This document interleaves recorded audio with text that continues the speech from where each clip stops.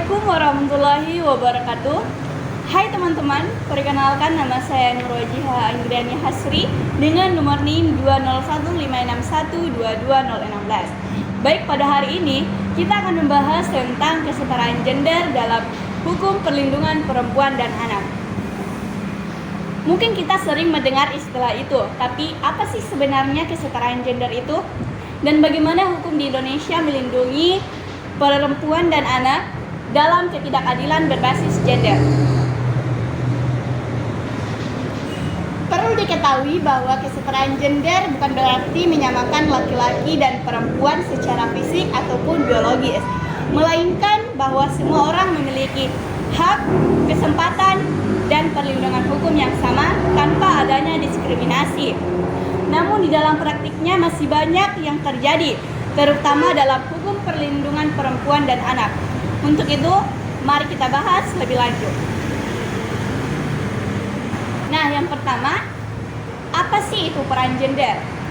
Secara sederhana, peran gender adalah bagaimana masyarakat mengharapkan seorang laki-laki dan perempuan bertindak. Contohnya, seorang laki-laki yang dianggap sebagai pencari nafkah, sementara perempuan dianggap sebagai pengurus rumah tangga. Tapi, apakah harus selalu seperti itu?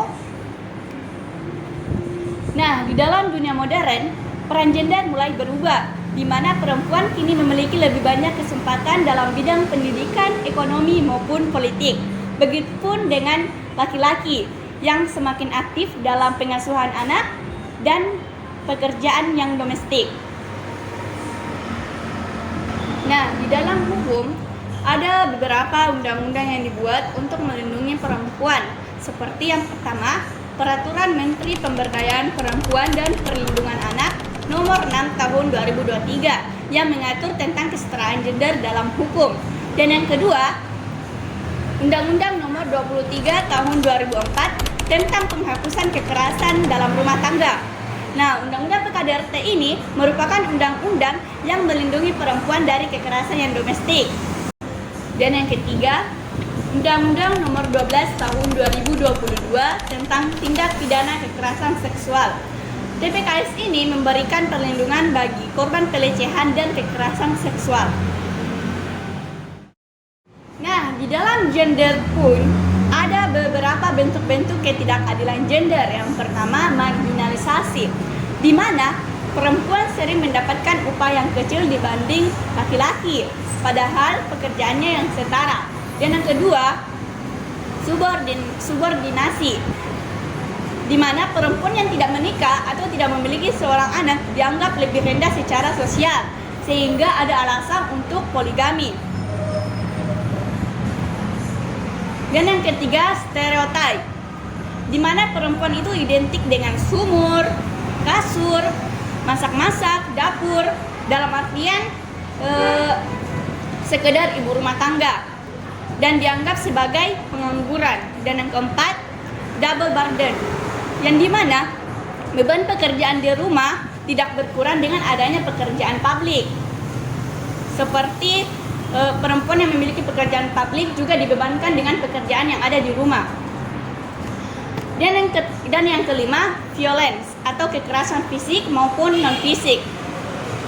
Di antaranya yaitu adanya perselingkuhan atau poligami tanpa izin, pemukulan atau penyiksaan fisik lain, pengurungan di dalam rumah, pemasungan hak-hak, pemaksaan perkawinan, dan pemaksaan pindah agama mengikuti agama pasangan, dan lain-lain.